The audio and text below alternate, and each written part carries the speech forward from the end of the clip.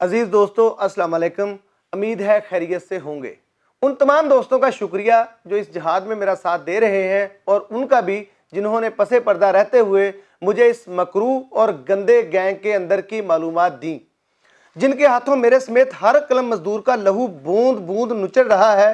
आज फिर मैं चंद सवालात उठाऊंगा और चैलेंज करूंगा इस नौसरबाज माफिया को कि किसी भी फोरम पर मुनाजरा कर लें, मेरे किसी एक जुमले को भी गलत साबित कर दें, बाखुदा सहाफत तो क्या लिखना तक छोड़ दूंगा।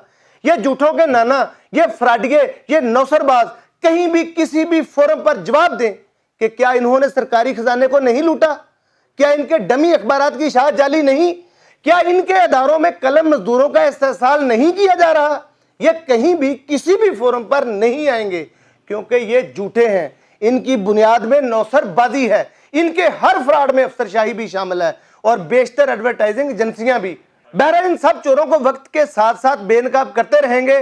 फिलहाल हम एपीएनएस और सीपीएनई के दो अहम किरदारों के बारे में बात करेंगे जिनसे खुद इन तंजीमों के जेन्युइन मेंबर्स भी तंग हैं। ये वो किरदार हैं जो इन तंजीमों की शराफिया के फ्रंटमैन हैं, हालांकि इनकी अपनी कोई अहमियत या पेशावराना हैसियत नहीं है। सबसे पहले हम बात करेंगे बर्गर फरोश माफिया की कठपुतली तंजीम सीपीएनई की। जनाब पहले तो जान लेते हैं कि यह किसका इख्तिसार है। जी जनाब, council of Pakistan newspaper editors. अब इन न्यूज़पेपर्स की तंजीम का जनरल सेक्रेटरी कौन है? जी जनाब, एक डाइजेस्ट का मदीर, एक ऐसा गैर मारूफ डाइजेस्ट जिसे देखना तो दूर की बात आपने शायद नाम भी ना सुना हो। यह है किरण डाइजेस्ट। हमने जहां से सहाफत सीखी या अमली सहाफत जिस माहौल में की, वहां डाइजेस्ट टाइप की चीजें बिल्कुल अलग हैं, जबकि रोजाना की सहाफत या फिर न्यूज़पेपर्स बिल्कुल मुख्तलिफ मामला है। हमारे यहाँ कलम मजदूर बरादरी भी अपने प्रेस क्लब या फिर यूजेस की मेंबरशिप भी किसी डाइजेस्ट में कहानियां लिखने या एडिट करने वाले को नहीं दी जाती क्योंकि इनका सहाफत से कोई तल्लक या जोड़ नहीं। मुमकिन है कि मेरी गलतफहमी हो और अब इस नौसरबाज ग्रोह ने कोई ऐसा रास्ता निकाल लिया हो जहां डाइजेस्ट वाले भी सहाफी तस्लीम किए जाते हों।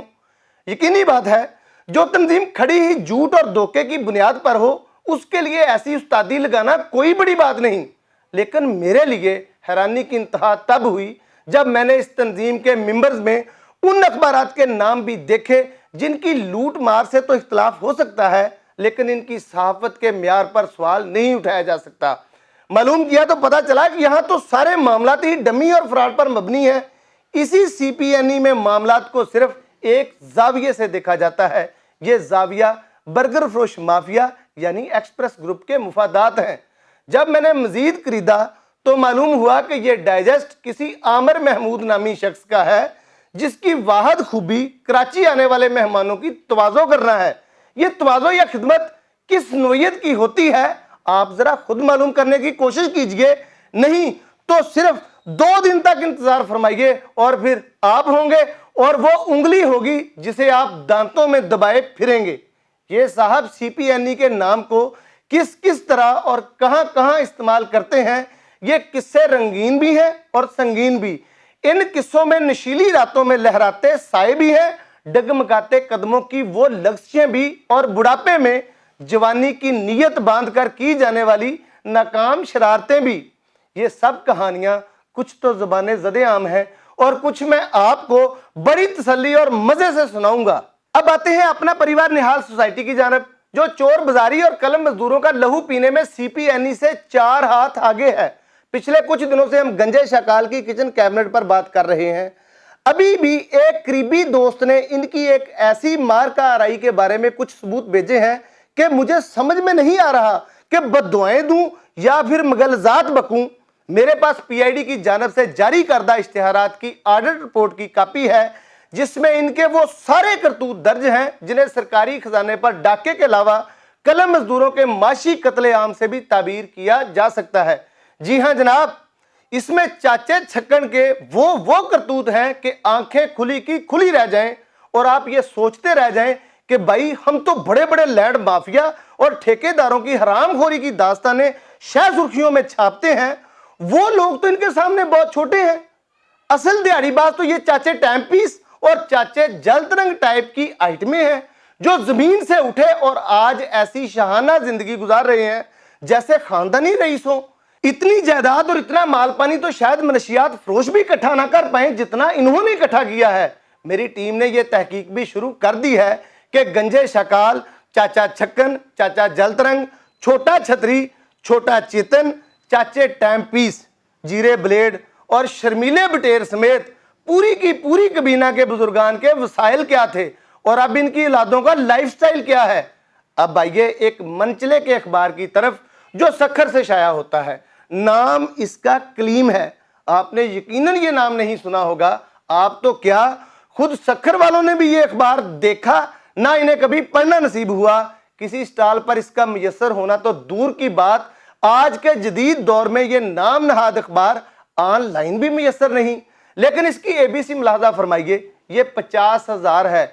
यानी सखर जैसे शहर में जहां कुल आबादी 5 लाख है, अंदाजा कीजिए ये अखबार वहां से इतनी बड़ी तादाद में छपता है। अब सवाल फिर वही पुराना कि यहां सखर में वो कौन सा प्रिंटिंग प्रेस है जो इतनी बड़ी तादाद में अखबार शाया करने की इस्तात रखता है। कलीम से वाबस्ता कलम मजदूरों के बारे में मालूम किया तो खबर हुई कि इसे जो करोड़ों रुपए मिलते हैं वो सारे के सारे अखबार मालकान के खीसे में जाते हैं।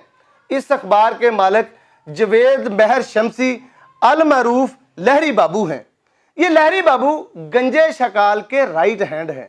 एपीएनएस के मेंबर्स का कहना है कि गंजे शकाल ने इस लहरी बाबू की मोहब्बत में पूरी की पूरी एपीएनएस को तहो बाला कर दिया है। इन मेंबर्स का कहना है कि जाने दोनों में क्या तल्लक है जो शकाल को इसके सामने आते ही कुछ दिखाई ही नहीं देता। फिर ना तो शामी साहब की नसीहत काम आती है और ना ही खुशनूद अली खां की खरी खरी सलवातें। जो होता है बस दोनों के बीच में होता है। अब सवाल यह है कि ये ऐसे किरदार जिनके अखबारात खालिस तर डमी हैं और अमली तौर पर कहीं मौजूद भी नहीं, इन्हें करोड़ों रुपए के इश्तिहारात क्यों दिए जाते हैं? और क्या कभी इश्तिहारात जारी करने वालों ने यह भी सोचा है कि इन डमी अखबारात से कितने कलम मजदूरों का रिज़्क वाबस्ता है? क्या इस अखबार की कोई एक भी खूबी है इसके सिवा के ये चाचू लहरी अल मरूफ शकाल के जिगर का अखबार है? अगर नहीं तो खुदा का खौफ कीजिए, कुछ तो शर्म कीजिए।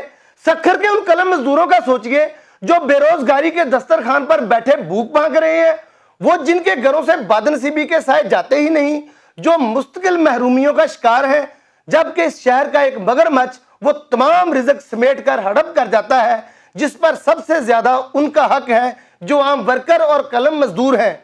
इसके बारे में बाकी बातें कल होंगी।